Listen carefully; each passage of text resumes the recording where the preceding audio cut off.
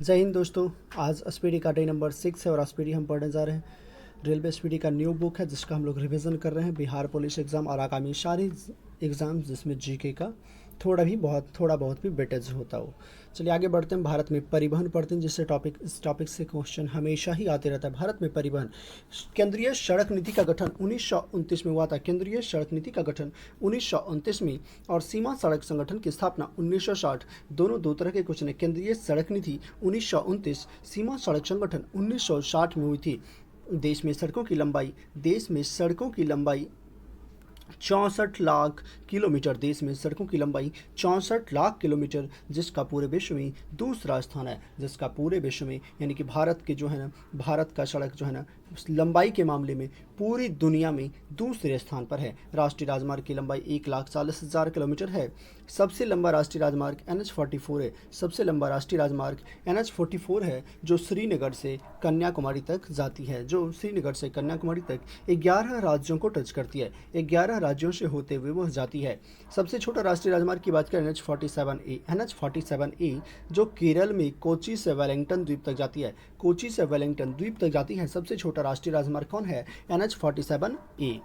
जवाहर सुरंग NH1A पर स्थित है। जो जवाहर सुरंग है वह NH नेशनल हाईवे 1A पर स्थित है। राष्ट्रीय राजमार्गों का चौराहा झांसी कहलाता है। राष्ट्रीय राजमार्गों का चौराहा झांसी कहलाता है। NH1 और 2 को सम्मिलित रूप से ग्रैंड ट्रंक रोड जो कोलकाता से अमृतसर जाती है। NH1 और 2 दोनों को मिलाकर सम्मिलित रूप से हम लोगों से ग्रैंड ट्रंक रोड कहते हैं। राष्ट्रीय राजमार्गों के निर्माण एवं रखरखाव की जिम्मेवारी केंद्र सरकार की। राष्ट्रीय राजमार्ग जो होता है उसके रखरखाव की जिम्मेवारी केंद्र सरकार की होती है।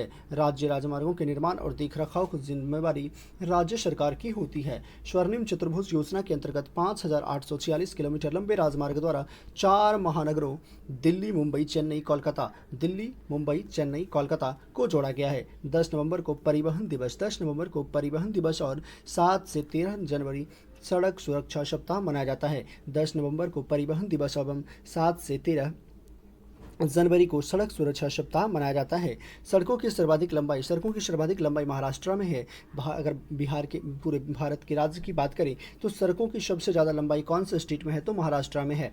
सड़कों की न्यूनतम लंबाई की बात करें तो सिक्किम में है, जो जनसंख्या के मामले में भी भारत का सबसे छोटा राज्य है। रोड रिसर्च इंस्टीट्यूट कहाँ स्थित है? नई दिल्ली में। रोड रिसर्च इंस्टीट्यूट नई दिल्ली। भारत में वायु परिवहन की शुरुआत 1911 ईस्वी में प्रयागराज से नैनी हुआ था। भारत में वायु परिवहन की शुरुआत की बात करें तो 1911 ईस्वी में प्रयागराज से नैनी के बीच हुआ था। एयर इंडिया की स्थापना 1953 में हुई थी। एशिया की बड़ी हेलीकॉप्टर सेवा जो है ना, हेलीकॉप्टर सेवा पवन हंस की स्थापना 15 अक्टूबर 1985 को हुई थी। भारतीय विमानपत्तन प्राधिकरण का गठन 1 अप्रैल 1995। भारतीय विमानपत्तन प्राधिकरण का गठन 1 अप्रैल 1995 को किया गया था। कोच्चि की बात करें, कोच्चि यानी कि नेंदू शबरी का हवाई अड्डा भारत का प्रथम निजी क्षेत्र का हवाई अड्डा है। कोच्चि हवाई अड्डा जो है वह भारत का पहला निजी हवाई अड्डा है।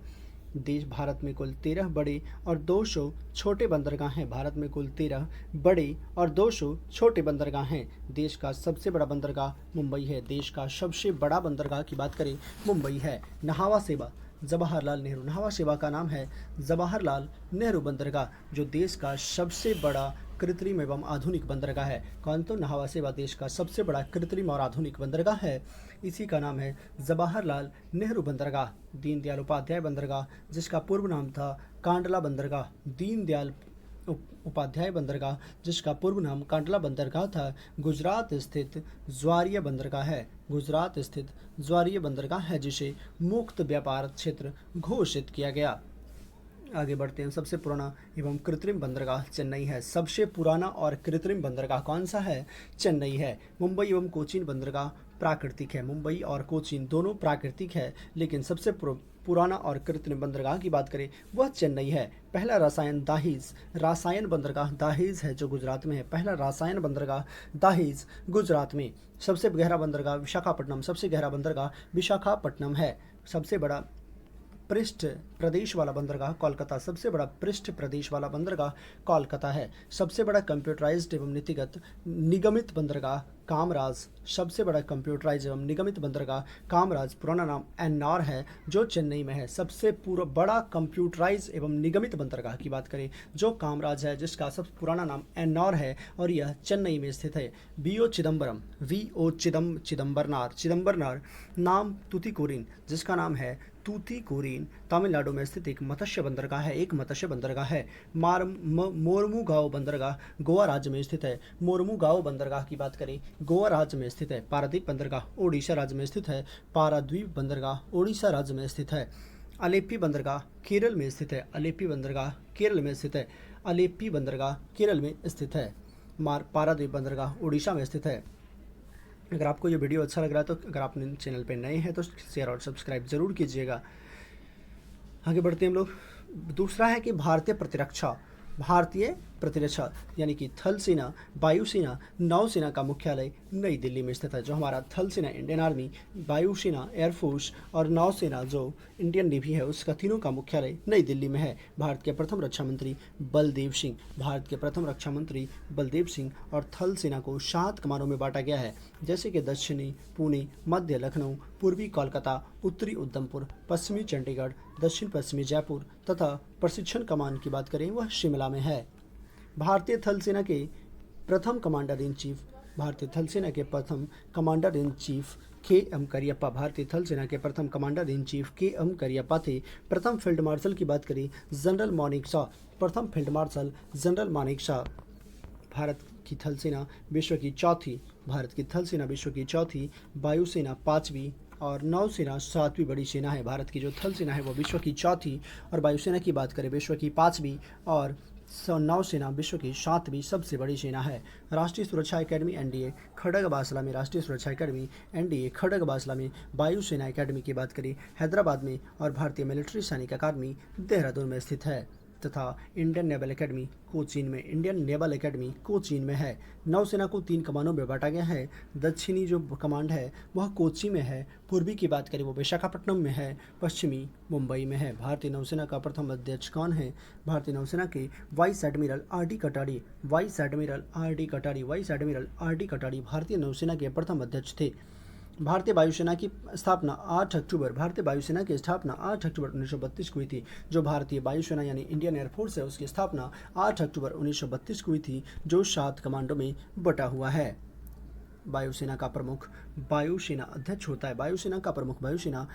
होता है। प्रथम air chief admiral Thomas Elmhirst था।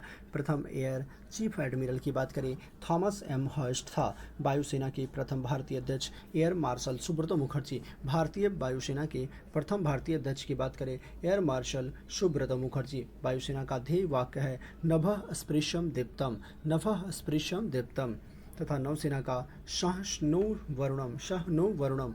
भारत का सर्वोच्च वीरता पुरस्कार परमवीर चक्र है, जिसके प्रथम विजेता मेजर सोमनाथ शर्मा नंबर 1947 में है। आगे बढ़ते हैं। नौसेना के प्रमुख तीनों सेनाओं का प्रमुख कौन होता है? राष्ट्रपति। तीनों सेनाओं का प्रमुख राष्ट्रपति होता है। थल सेना का प्रधान chief of the army staff. जल सेना का प्रधान एडमिरल रैंक का अधिकारी होता है, chief of the naval staff. और वायुसेना का प्रधान chief of air marshal rank का हो जाएगा chief of the air staff. थल सेना 15 जनवरी को, नौसेना 4 दिसंबर को, वायुसेना 8 अक्टूबर को अपना स्थापना दिवस मनाता है। भारत में पहली पनडुब्बी का नाम INS साल्की। भारत में बनी पहली पनडुब्बी की बात करें INS साल्की है। स्वदेशी डिजाइन एवं स्वदेश से निर्मित प्रथम प्रक्षेपास्त्र 1988 में प्रक्षेपित पृथ्वी है। स्वदेशी डिजाइन एवं स्वदेश में निर्मित प्रथम प्रक्षेपास्त्र 1988 में प्रक्षेपित पृथ्वी है। भारत का प्रथम टैंकरोधी प्रक्षेपास्त्र नाग है। प्रथम विमान वाहक पोत INS विक्रांत। भारत में बनने वाला सबसे पुराना युद्धपोत कौन सा है? INS नीलगिरी। भारतीय वायुसेना का नाम रॉयल इंडियन एयरफोर्स तथा नौसेना का सबसे पहला नाम रॉयल इंडियन मेरीन था। रॉयल इंडियन मेरीन था।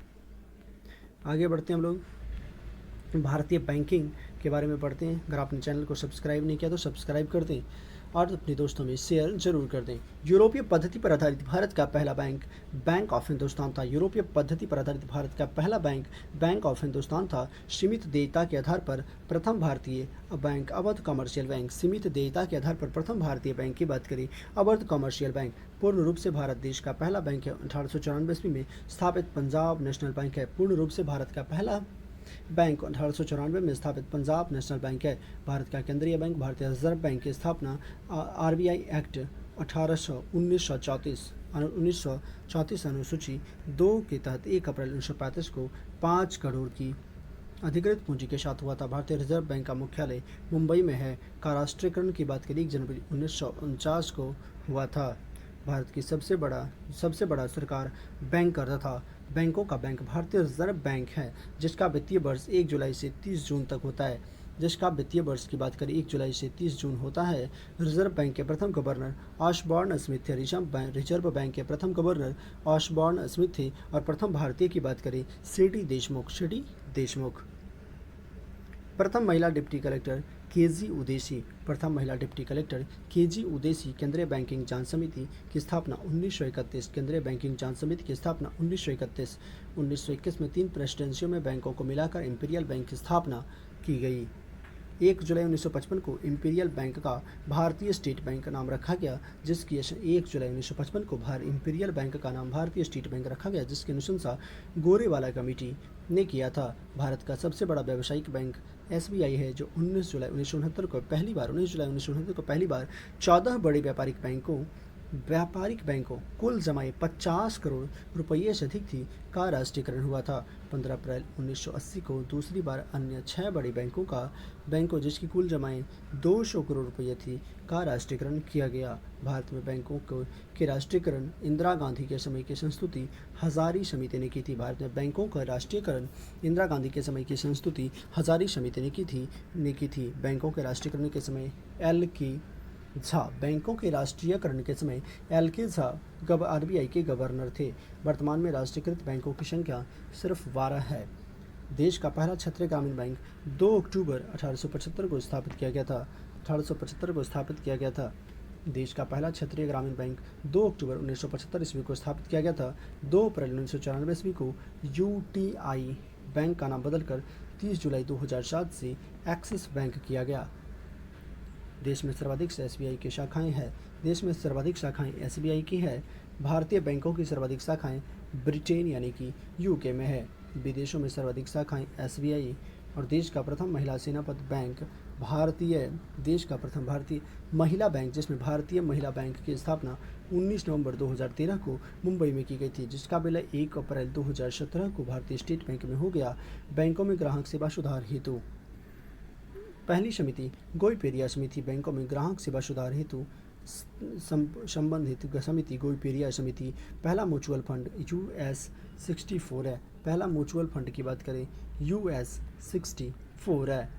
रेडियो का प्रसारण भारत में संचार व्यवस्था रेडियो का प्रसारण 1927 में आरंभ हुआ था।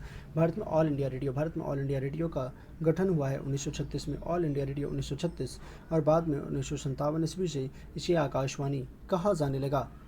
भारत में सर्वप्रथम डाक सेवा यानी कि संचार सेवा 1837 में प्रारंभ हुआ था।